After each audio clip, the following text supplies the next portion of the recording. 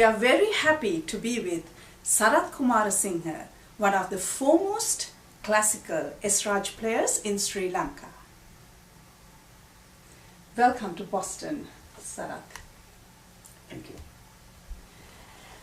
First of all, I would like to ask you to please describe the Esraj for the viewers who are not very familiar with this instrument. Thank you, Aini. First of all, thank you so much for inviting me here, and I'm very deeply happy and privileged to be here. The question about the Esraj is my favorite question because there is so much awareness which needs to be made for this instrument. So I will start by showing people the instrument. This is, it looks very similar to the sitar, and it has the identical fretboard like the sitar. The notes are identical. The first 4 strings are identical to sitar, and you will have another 15 vibration strings. There are 2 key differences between the sitar and the Esraj. One is that instead of plucking, I use the bow, so this goes as a string instrument. The second thing is that even if I have 19 strings, for 90% of the time I play only 1 string, and the rest probably the second string, and it gives me an advantage. The Esraj plays an advantage of having an unbroken scale to make your playing appear as if you are singing. So there is no breaking. So you can really replicate singing. You can replace the singer and make a rendition of any song. I see. So Sarath, tell us how you start, to play the Esraj and how you began your career. Well, that's an interesting question, and I don't think we have time to really give my story, but I will try to be very brief. It all started when I was 12 years, when I was studying in Colombo, and when our music teacher had a cupboard full of instruments and asked 40 students to select anything they wanted. So I grabbed one of the closest, the Esraj, and from day one I seemed to have a liking to it because somehow I found the tone very smooth and relaxing, even if we were not stressful at the time, but I thought I liked it. And then to find, when you go and ask my parents, they mentioned that my elder sister was actually using the Esraj in the College of Fine Arts at that time. So I had the instrument at home, so I got hooked to the instrument. You have studied classical vocal and instrumental music. Could you please tell us about that? That's again a long story. This I have to take more time. I remember I told you that I got hooked to this instrument, and while doing the studies I was actually doing a lot of practice in the instrument, and at one point I thought I should do this as a subject in school. So I asked my teacher, can I offer this for GCE O level at the time? So the teacher was thrilled, but my friends thought I was really going to get crazy. So I ended up being the first student in my college to offer music as a subject. But I could not continue that because I had to do different subjects to get to the university. So I started, after my career got into place, I started getting back to the Esraj and started studying with the Bhatkande University in Lucknow, and had to go there for the exams for vocal and instrumental, but I specialized in the Esraj. Sarath, I'm getting a little curious to hear the sound of this wonderful instrument, Esraj. Do you mind playing a song for us? Okay, I was waiting for that. So I play a small clip from one of the well-known Sri Lankan songs. Mm-hmm.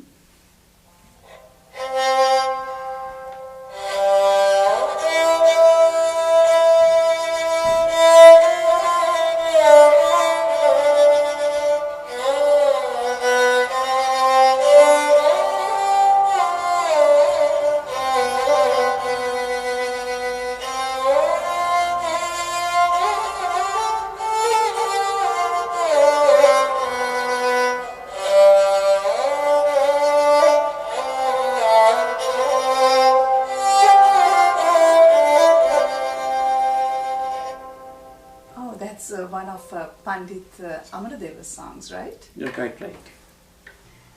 We know that you got involved with Dr. Lester James Pierce's Vakanda Walauwa, where Pradeep Ratnayaka directed music. Tell us about that experience. Now, that was a very pleasant experience for me. There's a prelude to that as well. When I did the Esraj to a certain level and I was known as an Esraj player in Sri Lanka, I had the privilege of doing 6 instrumentals with IT in Sri Lanka. And when it was telecasted, I got a few calls, and one of the calls was from Pradeep Ratnayaka. I knew him before, but he called me after watching that, and he asked me to see whether I am available to join his crew for Vakanda Walauwa. I was naturally very thrilled, and I went there, and then I met Dr. Piris, and he was not so much involved in the music, but he listened to it.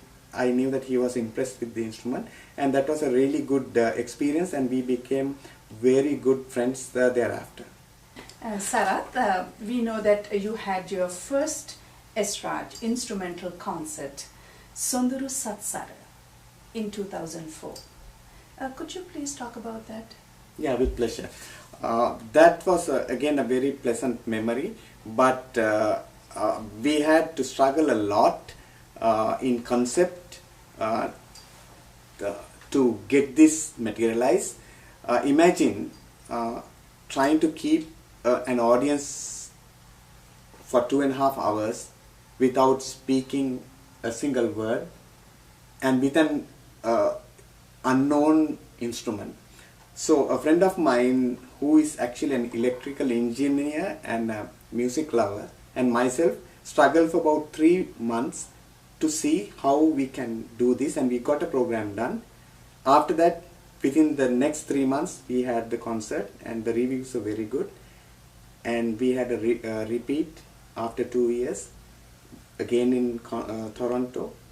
Then 1.5 years after, I wanted to do that in Sri Lanka, and we did the same concert at the BMICH. Again, it was well received, and 2011 end, I did the concert again at Bishops in Sri Lanka. Same name. Pieces of the concert was done in US and few parts in Canada, but the full length I have already done 4 concerts.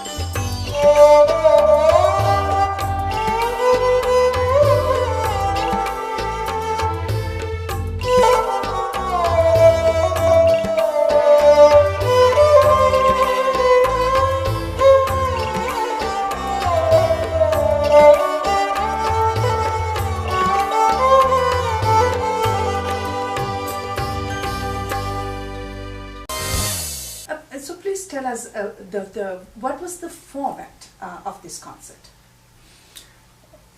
The format of Sonduru Satsara is easily described this way. Many people are familiar with Victor Ratnayaka's Sa. This is, I could say, an instrumental adaptation of the same format.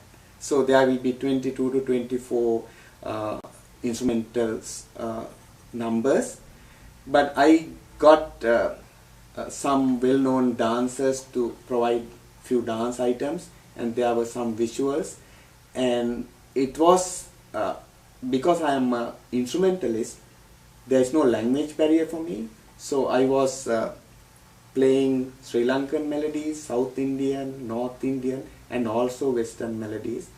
So there was something for everyone. That may have been the reason why people gave me better feedback for my concert.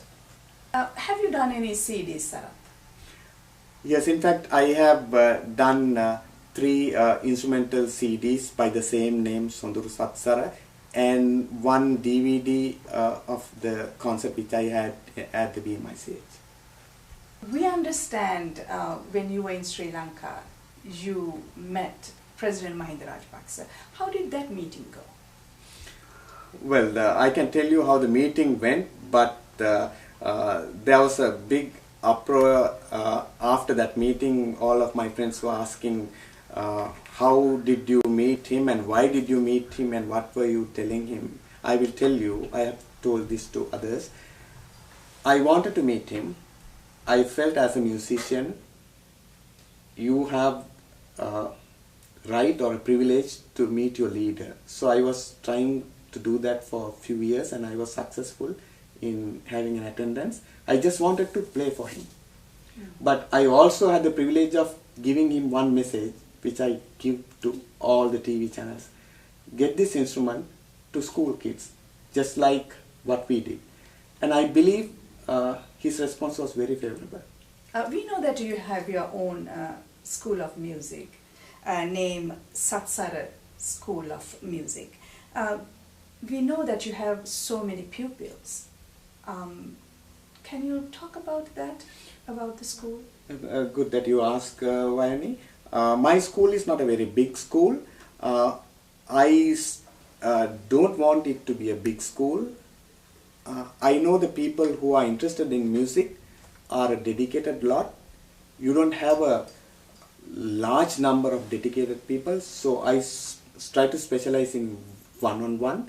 The school is at my house and they have to come to the house at the time which we agree on, and I have a very dedicated set of students who not only learn this instrument, they learn vocal music and many other instruments as well. So when you say pupils, your students, are they Sri Lankans or Canadians, Americans? It's a mix. I have Sri Lankans. I could say the percentage of non-Sri Lankans is more now. And you mentioned Americans. It's interesting. The instrument which I am playing for you today belongs to a student who lives in Boston. That's ironic. He actually learns Esraj from me through Skype. I'm curious, you said he's from Boston. What's his name? His name is Paul Ward. He found me from the internet, and I have 4 more in US, all US citizens who have again found me through the internet, and either every week or every fortnight they learn the same time I spend on one-on-one for my school. They learn from me, and whenever they get the opportunity, if I come to US, they will come and have a one-on-one lesson with me. So there is, we are in the 21st century. Technology has removed many barriers. If you have the will and the interest and a little bit of talent, you can go very far in the field of music. So Sarath, my last question for you is, do you have any future projects that you are planning to do? There are many projects. If you don't have any projects in your mind, that is the time for retirement. I have many projects in mind and few are doable. I am seriously compiling a CD for yoga because many people have said that their stress is relieved.